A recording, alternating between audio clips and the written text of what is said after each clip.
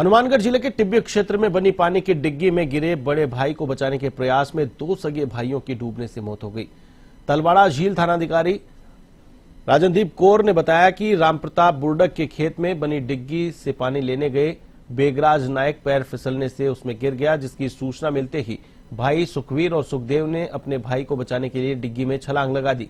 इसी दौरान बड़ा भाई रस्सी की सहायता से सकुशल बाहर निकल गया, लेकिन दोनों भाई डिग्गी के गहरे पानी में डूब गए, जिससे उनकी मौत हो गई। सूचना मिलने पर मौके पर लोगों की भीड़ जमा हो गई। दोनों के शव बाहर निकाले गए। तलवाड़ा झील पुलिस ने शव को पोस्टमार्टम के लिए टिब्बी सामुदायिक स्वास्थ्य केंद्र की मोर्चरी में पहुंचाया, जहां पोस्टमार्टम के बाद दोनों शव परिजनों को सुपुर्द कर दिए गए।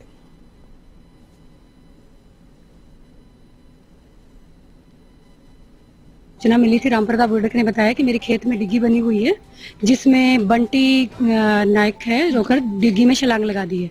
उसके दोनों छोटे भाई पीछे से उसको बचाने के लिए आए, तो वो अंदर ही डिग्गी में चले गए हैं, जिनकी डूबने से मृत्यु हो चुकी है। और बंटी का हाथ तार में अड़ने के कारण उसको ग्रामीणों ने निकाल लिया है और अभी दोनों के शव बाहर निकाल लिए हैं। अभी मोर्चरी में पोस्टमार्टम के लिए लेके आए।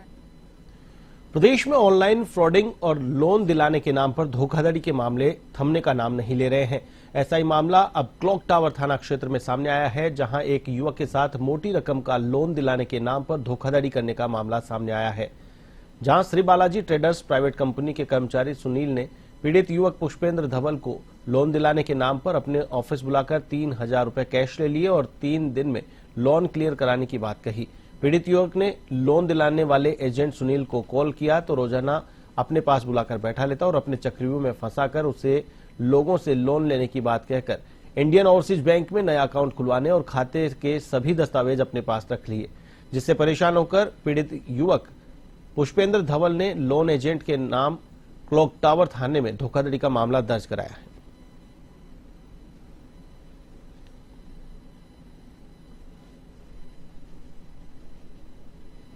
एक ममता नाम की लेडीज जो महिला समूह चलाती है, उन्होंने मुझे बोला था कि तेरे को लोन चाहिए, तो मैंने भी हाँ वर्दी कि हाँ मुझे लोन चाहिए। तो उन्होंने मुझे एक व्यक्ति से मिलवाया जो लोन एजेंट है सुनील कुमार नाम से, जिसका ऑफिस कचेरी रोड पर श्री बालाजी ट्रेडर्स फाइनेंस के नाम से। तो हम दोनों में बातचीत हुई तो उन्होंने मुझसे फाइल चार्ज के 3,000 रुपये मांगे, तो मैंने दे भी दिए कि पहले 3,000 रुपये लगेंगे और 3 दिन का नाम लिया कि 3 दिन में लोन पास हो जाएगा और अभी तक 1.5 महीना हो चुका है।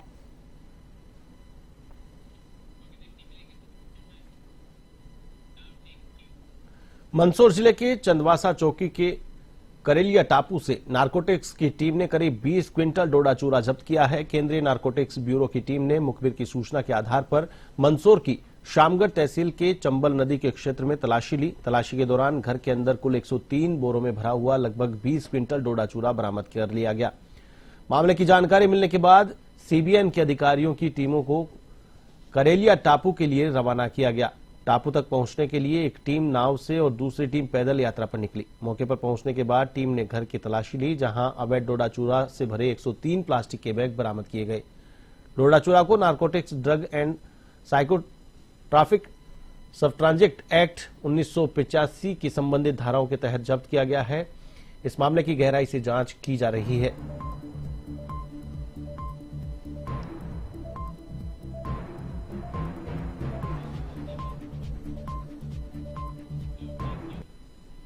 अयोध्या में बने श्री राम मंदिर की प्रतिष्ठा को 1 वर्ष पूर्ण होने के अवसर पर जगह जगह कई धार्मिक कार्यक्रमों का आयोजन किया गया। वहीं सरपंच प्रत्याशी जय कुमार हल्दर ने बताया कि नाटे गांव में श्री राम मंदिर प्राण प्रतिष्ठा की प्रथम वर्षगांठ के सुअवसर पर समस्त ग्रामवासियों द्वारा बड़े ही धूमधाम से भगवान श्री राम की दिव्य और शोभा यात्रा निकाली गई। इस शोभा यात्रा में सभी ग्रामवासियों ने भाग लिया। वहीं बड़े धूमधाम से निकालकर ग्राम संयोजक ने भंडारे का आयोजन भी किया।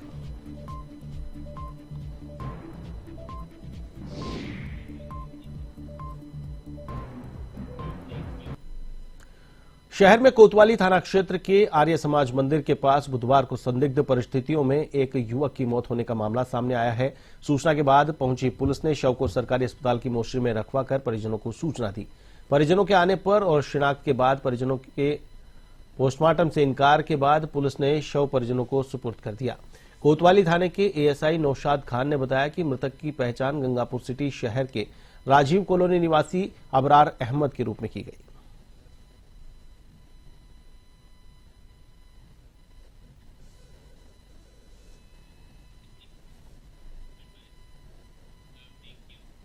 सांभर पुलिस थाने के नए थाना प्रभारी राजेंद्र सिंह यादव का बुधवार को पदभार ग्रहण समारोह आयोजित किया गया। इस मौके पर व्यापार महासंघ अध्यक्ष विनोद कुमार गट्टानी, पार्षद प्रतिनिधि टीकम चंद कुमावत समेत अन्य लोगों ने नए थाना प्रभारी राजेंद्र सिंह यादव का साफा और माला पहनाकर स्वागत सम्मान किया।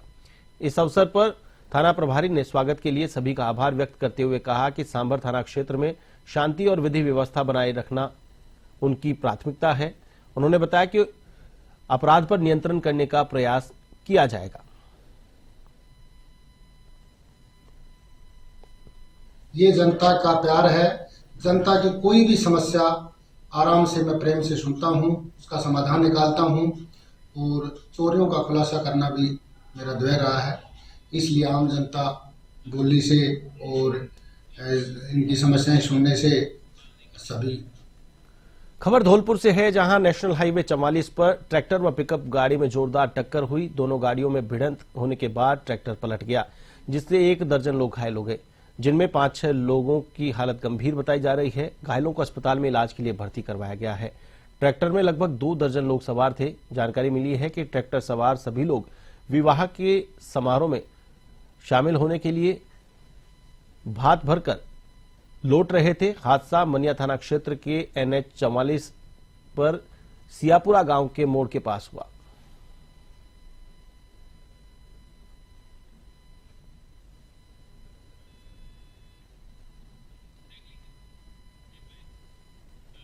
पर्यटन को बढ़ावा देने एवं विश्व मानचित्र पटल पर बांसवाड़ा को आगे लाने के लिए प्रशासन की तरफ से माही महोत्सव का आयोजन किया जाएगा। 27 जनवरी से 30 जनवरी तक ये आयोजन होगा। इस आयोजन का जिला सूचना केंद्र के जिला कलेक्टर डॉक्टर इंद्रजीत यादव एवं एडीएम अभिषेक गोयल की मौजूदगी में पोस्टर का विमोचन किया गया। इसी दौरान माही महोत्सव सॉन्ग भी लॉन्च किया गया। इस दौरान बांसवाड़ा जिला कलेक्टर ने कहा कि कोई भी आयोजन आमजन की भागीदारी के बिना सफल नहीं हो पाता है।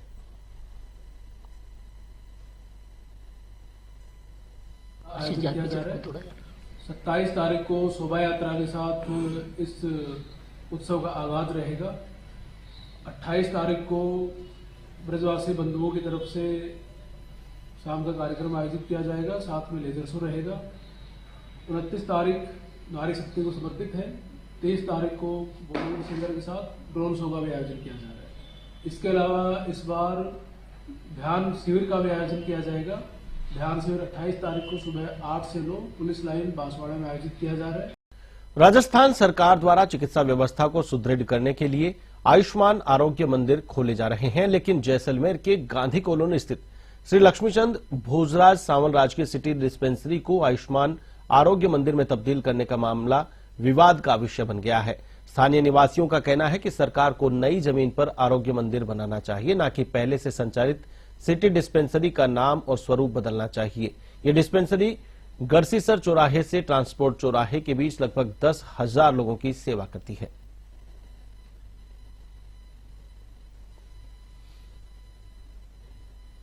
हम यहाँ इसलिए इकट्ठा हुए हैं कि गांधी कॉलोनी डिस्पेंसरी जो कि किसी ने डोनेट की हुई है, उस जगह पर डिस्पेंसरी को हटाकर यहाँ पर आयुष्मान आरोग्य केंद्र खोले जा रहे हैं, मंदिर।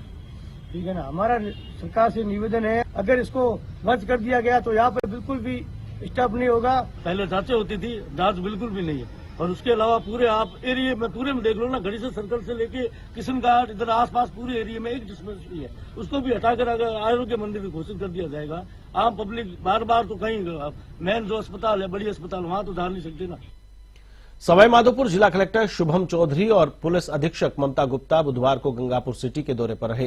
गंगापुर सिटी को जिला का दर्जा खत्म करने के लगभग 22 दिन बाद पहली बार जिला कलेक्टर ने गंगापुर सिटी की सुध दी। इस दौरान जिले की दोनों महिला अधिकारियों ने अपने अपने विभागों की बैठक ली। पुलिस अधीक्षक ने सदर थाना उदयी मोड़ का निरीक्षण किया, साथ ही अपराधों और गश्त के बारे में जानकारी लेते हुए जरूरी दिशा निर्देश दिए। वहीं जिला कलेक्टर ने पुराने कलेक्ट्रेट चैम्बर में सभी विभागों के अधिकारियों से मुलाकात कर विभिन्न विषयों पर चर्चा की।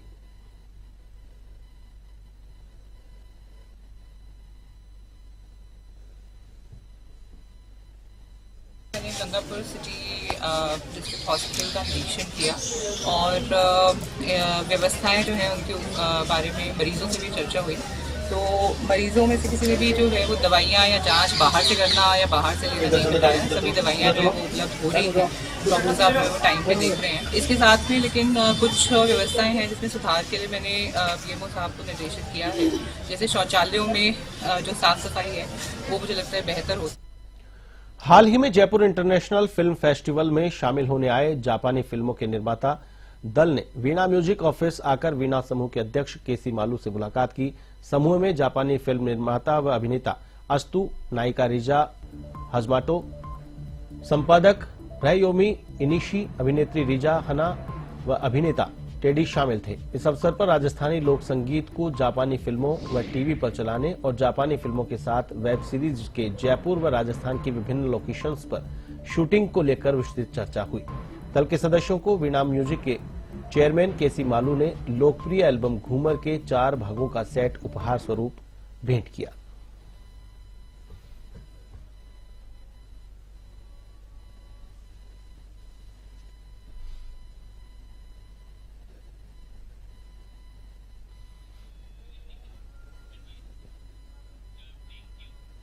टोंक में भाजपा ने संविधान गौरव अभियान यात्रा की कार्यशाला का आयोजन किया, जिसमें मुख्य वक्ता जयपुर ग्रामीण सांसद राव राजेंद्र सिंह रहे।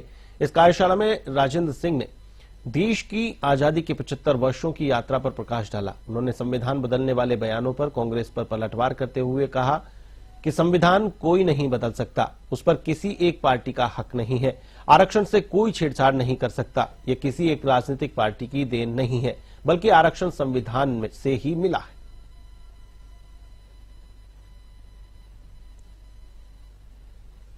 75 वर्ष के लक्ष्य में ये हमारा दायित्व बनता है कि जिस संविधान के माध्यम से आज ये हमारा राष्ट्र पल्लवित है, संविधान की संरचना करने वाला वो व्यक्तित्व सम्माननीय बाबा साहब भीमराव अंबेडकर, उनके कृत्य, उनके कार्य और उनके चरित्र को हम आम जन के बीच में ले जाकर उनको उसकी जानकारी दें और इस बात को कम से कम जनता के पास पहुंचाएं कि संविधान की संरचना में किसी एक राजनीतिक दल का योगदान नहीं था। 29 जनवरी को राजस्थान में गांव बंद आंदोलन होगा, जिसका अभिप्राय गांव का व्यक्ति गांव में, गांव का उत्पादन गांव में रहेगा। अभी तक किसानों को आंदोलनों में लड़ाई के लिए कमाई छोड़कर अपरिहार्य रहता था, जबकि इस आंदोलन में व्यक्ति गांव में रहते हुए कमाई का काम कर सकेगा, यानी लड़ाई एवं कमाई का साथ साथ काम चलेगा, जिसमें राजस्थान के 45,537 गांवों को इस आंदोलन में सम्मिलित होने का आह्वान किया गया है। इस जन जागरण अभियान में किसान महापंचायत के राष्ट्रीय अध्यक्ष रामपाल जाट से खास बातचीत की बीकानेर संवाददाता के सिंह ने।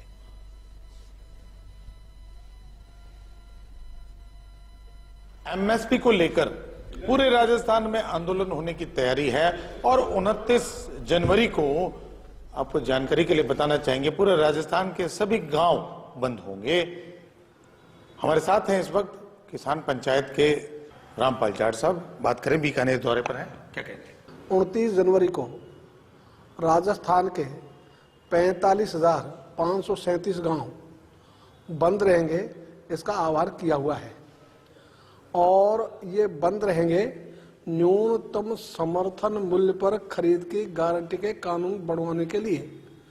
इसके साथ ही इस अभियान का हमने नाम दिया खेत को पानी, फसल को दाम, और इसमें हमने कहा कि जो खेत को पानी के लिए सिंचाई परियोजना है उनको सर्वोच्च प्राथमिकता दी जाए।